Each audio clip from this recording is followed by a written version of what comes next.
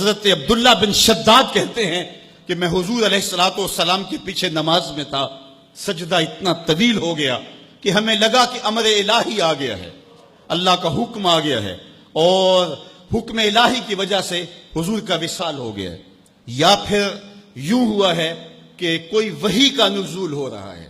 کہتے ہیں میں نے تھوڑا سا سر اٹھا کے دیکھا تو کیا منظر دیکھتا ہوں کہ حسین ابن علی حضور کی پشت پہ بیٹھے اور میرے آقا سجدے کو طول دے رہے ہیں۔ خیر سلام پھرا تو میں نے تو یہ منظر دیکھ لیا تھا، باقی لوگ انہوں نے حضور کی خدمت میں عرض کی ہمارے ماں باپ آپ پہ قربان ہوں۔ حضور ہمیں یہ لگا کہ جیسے آپ پر امر الہی آ گیا ہے یا پھر آپ پر وحی کا نزول ہو رہا ہے، تو آقا کریم نے ارشاد فرمایا کہ میری پشت پہ میرا شہزادہ بیٹھا تھا۔ اللہ اکبر! حضور حسین ابن علی کے لیے سجدے کو طول دے رہے ہیں۔ آج اگر سجدے کو طول دیا ہے تو کل ایک لمبا سجدہ پھر حسین نے بھی کیا اور اس سجدے کی لاج نبھائی۔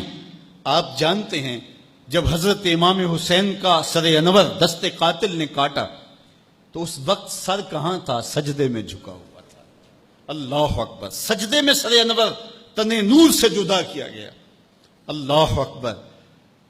حضرت نبی رحمت عرفات کے میدان میں کھڑے ہیں تو کسی نے آ کے کہا اے اللہ کے محبوب، فلاں شخص فلاں آدمی لبیک لبیک پکارتا ہوا حج کرنے آ رہا تھا، اونٹ سے گرا ہے، گردن کی ہڈی ٹوٹ گئی، موت واقع ہو گئی ہے، کیا حکم ہے؟ فرمایا اسے احرام میں ہی کفن دیا جائے، جنازہ پڑھو اور اس کی تدفین کر دو۔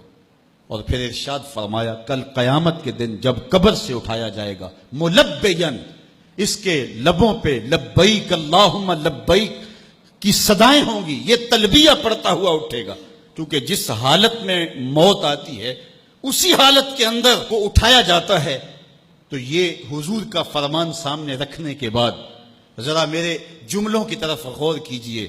حسین ابن علی کا سر قاتل نے اس وقت کاٹا جب سجدے میں جھکا تھا، اور قبروں سے اٹھائے جائیں گے لیکن حسین ابن علی کا سر سجدے سے اٹھایا جائے گا۔ تو حسین تو آج بھی سجدے میں ہے۔ اتنا طویل سجدہ کسی نے نہیں کیا جو حسین ابن علی نے کیا۔ سر سجدے میں جھکا کے کہہ رہے ہیں مالک حسین کی قربانیاں قبول کر لے۔ آپ کو وہ منظر بھی یاد ہوگا جب فرشتوں نے کہا تھا مالک حضرت انسان کو اپنا خلیفہ بنا رہے، تیری تسبیح تو ہم بولتے ہیں، سجدے تو ہم کرتے ہیں، قیام اور رکوع تو ہم کرتے ہیں، اور یہ انسان تو دھینگا مشتی شر اور فساد کرے گا، تو حضرت انسان کو اپنا نائب بنا رہا ہے۔ جواب آیا تھا انی عالم ما لا تعلمون، فرشتوں جو میں جانتا ہوں وہ تم نہیں جانتے، تمہاری نظر عناصر اربعہ پہ ہے اور اس کا جو نتیجہ نکلنے والا ہے تم اس پہ نگاہیں جمائے ہوئے ہو۔ آگ، ہوا، مٹی، پانی، ان چاروں کا مجموعہ فساد نہیں کرے گا تو اور کیا ہوگا، شر نہیں کرے گا تو اور کیا ہوگا، لیکن تمہیں یہ نہیں پتا کہ اگر اس عناصر اربعہ میں محمد عربی کا لعاب مل جائے تو پھر حسین بنتا ہے، اور تم کہتے ہیں سجدے ہم کریں گے، رکوع ہم کریں گے۔